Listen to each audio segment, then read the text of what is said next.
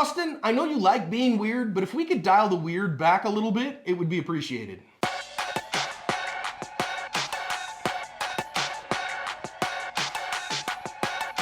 Hi everyone, welcome to today's badge cam lesson here at Active Self-Protection. I'm your host, John Correa. I'm your co-host, Mike Williver. Today's video comes to us from a new town. It's called New California, Texas. Or no, it's called Austin.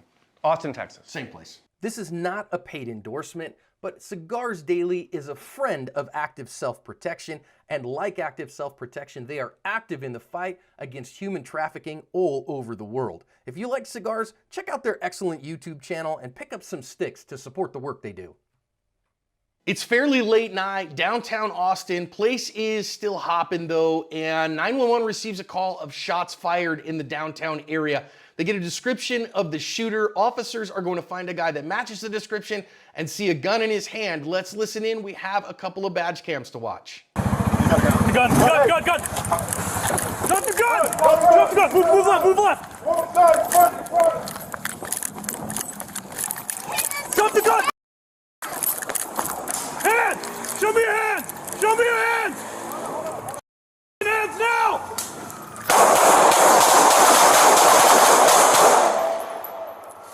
George 904, shots taken, shots taken. Don't move!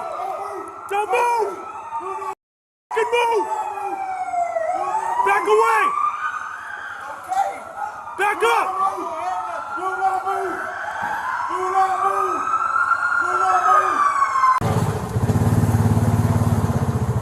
He's got a gun. Gun! Hey, 6 of Colorado, 6 of Colorado. One with a gun, he's running, he's running. Running northbound. Listen.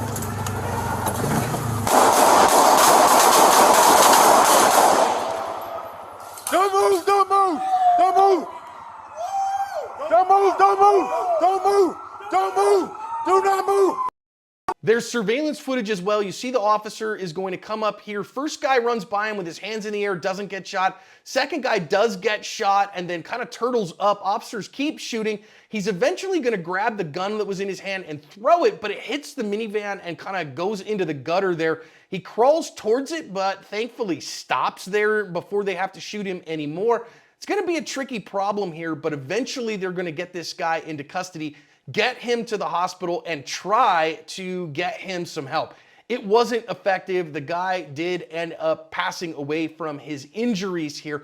The family has filed a federal civil rights lawsuit because the officers, quote unquote, shot him in the back and had no reason to shoot him. We're going to talk about that in the lessons. Hey, I just want to say in the mid-roll here that, I mean, those guys are driving UTVs. That sounds like a cooler job than driving around in like a freaking Impala or whatever the stuff they're driving now. Yeah, or those little motor scooters they have in New York City, or God forbid a bicycle. I mean, their bicycle cops do good work, but you wouldn't want to do it. I really think this lesson is all about discrimination and good decision making, Mike, because they see the guy, they tell him to drop the gun multiple times. He runs off with the gun instead, doesn't toss the gun.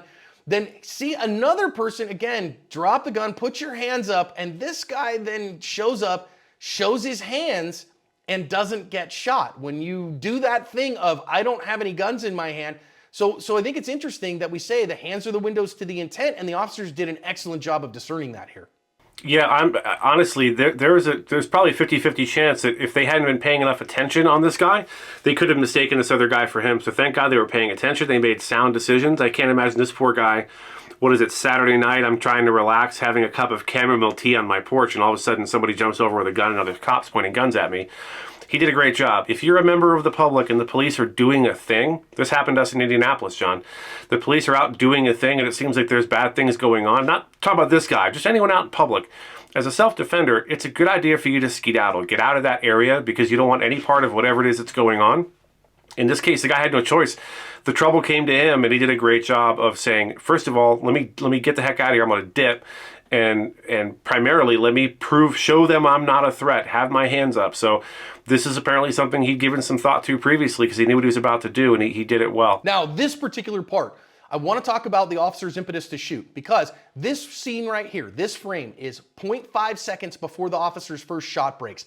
And what you can see here is our perp is on his back, he's jumped down, he has a gun in his right hand that the officer has seen before, and seen again, and that gun is pointed in the direction of the officer and his fellow officers. This is where he makes the decision. And one of the things that we have to decide and we have to understand about anybody making use of force decisions is it takes about a half second for your brain to process the information, make a decision based on that information, and then program and send the response for that information.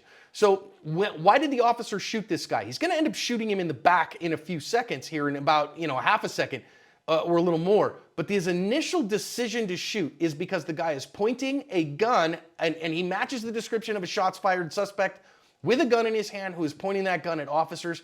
And that is kind of the definition of reasonable conduct, Mike. I don't have a lot to add to that, John. You kind of summed it up nicely. This guy did everything right to get himself shot. At this point, the officers, they know they're dealing with the right guy. He's running from them. He has clearly has a gun in his hand, and he is still actively trying to get away. It's only a matter of time, potentially, until part of what he does to try to get away is shoot at the cops. To try to dissuade them from pursuing him any further. So I think you nailed it on the head. This is just human performance. These things are rapidly evolving. This is why, for example, recently we had a video where there was a pit bull attacking a deputy, I think down in Florida, and the other officer decided to use a gun to make things happen, and he made decisions to shoot that gun. Well, the picture had changed in that 0.3 seconds between the time he decided to shoot and the time the round actually got discharged. He shot his partner as a result. That's a bad example. This is just textbook example of human performance. It takes microseconds for your brain to tell a part of your body what to do, and by the time the part of the body's received that signal, things may have changed in a very dynamic environment like this. So I think the officer is completely justified in what he did here. And listen, this is the frame where the first shot broke. This is the frame where the shot actually goes. He's still on his back. He's now pointing the gun even more towards the officers. And so I think that even if you say, wait a minute, I don't believe your hullabaloo about human performance, which is wrong because that's what the evidence says. But even if you did, his first shot breaks when the guy is still pointing a gun at the cops. Can the officer shoot the guy in this case? Yes. Should the officer shoot the guy in this case? Yes. Must he shoot the guy in this case? I think the answer is still yes. This guy is a threat to the officer, to his fellow officers, to everybody else in the community. I need to shoot this guy right now or he's going to continue to do that. He's shown that all he had to do was yeet that gun when he decided to run off. If he throws the gun, he doesn't get shot. If he puts his hands up without the gun in him, he doesn't get shot. Instead, he ends up getting shot. Now the officer keeps going with the shooting here. Why? He's still got the gun in his hand. Once he finally gets rid of the gun in his hand, that's when the shooting stops. So I think that there's some really excellent lessons in that here, Mike, because now the guy has crawled over, and quite frankly, in this particular spot, if the officer shot him some more because he can see the gun in the gutter that this guy is climbing towards and crawling towards, if he'd shot the guy some more, I think it still would have been justified, which shows me the officers are not bloodthirsty killers. They're just trying to get this guy to stop and protect the public. I know our target audience is not generally the criminal element, but, I'm sure all sorts of people from all sorts of walks of life watch this channel. If you have done something stupid with a gun, you rob someone or carjack someone, you might want to consider when the police approach you, you might want to consider giving up and facing, a couple of years in prison versus getting shot. It's not worth it.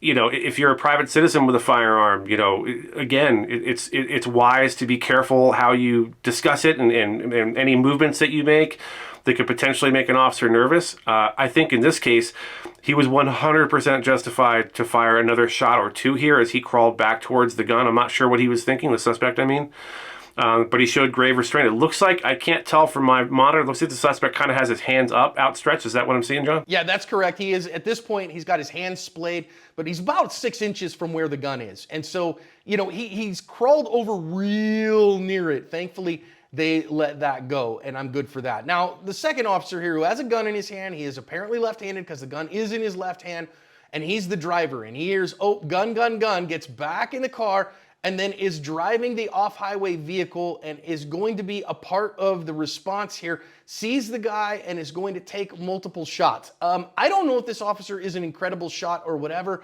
I am going to say this made my butthole pucker a little bit to see him firing from a moving vehicle with one hand. I don't know that I'd recommend that.